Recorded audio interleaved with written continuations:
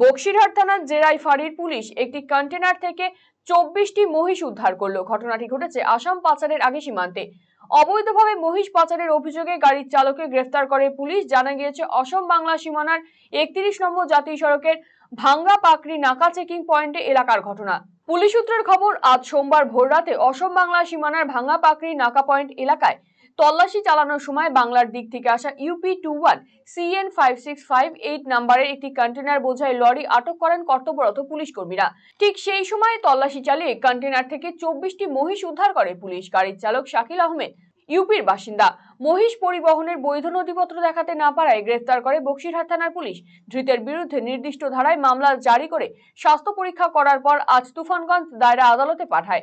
তবে পুলিশ সূত্রে আরো জানা গিয়েছে, মহিষগুলি বিহারের পূর্ণিয়া থেকে বোঝাই হয়ে শিলিগুড়ি, ধূপগুড়ি, বীরপাড়া, হাসিমারা, আলিপুরদুয়ার হয়ে পাচারের উদ্দেশ্যে আসামের দিকে যাচ্ছিল। তবে এই পাচার চক্রের সঙ্গে আরো কোনো বড় চক্র জড়িত রয়েছে কিনা তা ইতিমধ্যে তদন্ত শুরু করেছে বক্সিরহাট থানার পুলিশ।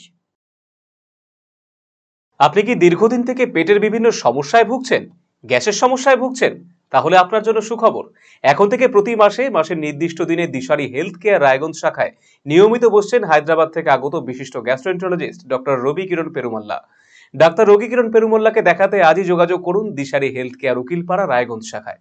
যোগাযোগ করুন 7477785509, 7477785512 এই নম্বরে।